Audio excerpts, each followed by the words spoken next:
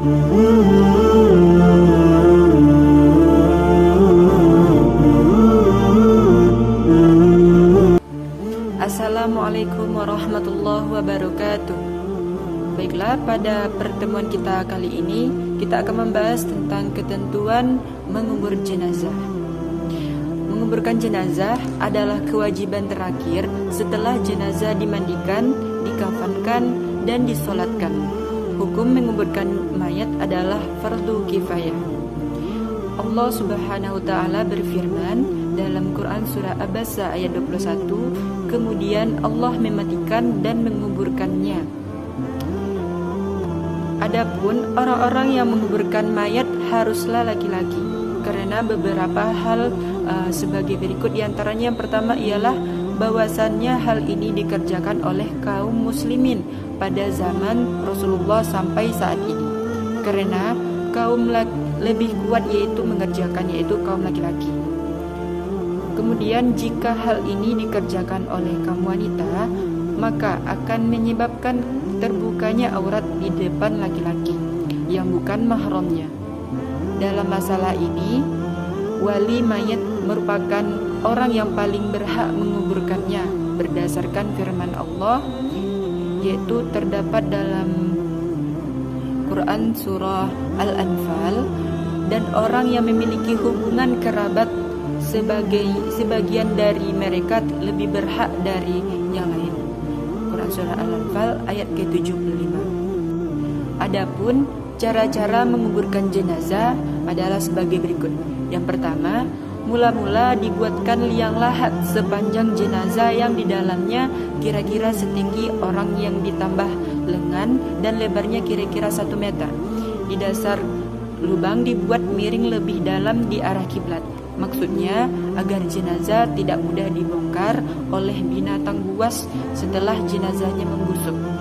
Yang kedua, setelah sampai di tempat permukaan, jenazah dimasukkan ke dalam liang lahat dengan posisi miring ke kanan dan menghadap kiblat. Ketika kita meletakkan jenazah, hendaknya lah membaca doa, yaitu dengan menyebutkan nama Allah dan atas agama Rasulullah. Yang ketiga adalah tali-tali pengikat kafan dilepaskan, pipi kanan dan ujung kaki ditempelkan ke tanah. Cara yang keempat, selanjutnya jenazah ditutup dengan papan kayu atau bambu dan di atasnya ditutup dengan tanah sampai galian lahat kubur kembali rata.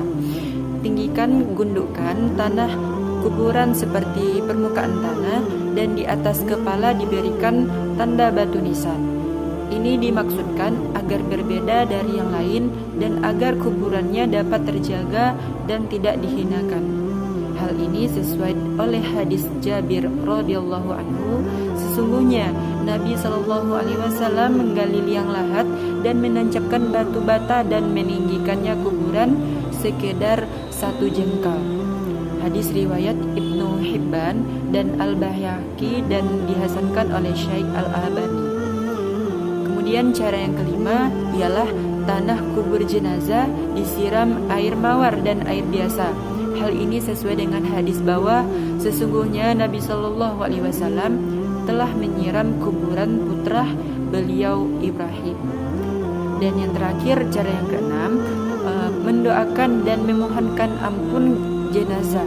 Hal ini sesuai dengan hadis Nabi Shallallahu Alaihi Wasallam yang artinya apabila Nabi Shallallahu Alaihi Wasallam selesai menguburkan jenazah, beliau berdiri di atas dan bersabda, memohonkanlah ampun untuk saudaramu dan mintakanlah untuknya supaya diberi ketabahan karena sesungguhnya ia sekarang ditanya. Baiklah, kita akhiri pertemuan kita pada kali ini dengan mengucapkan hamdalah, alhamdulillahi rabbil alamin. Assalamualaikum warahmatullahi wabarakatuh.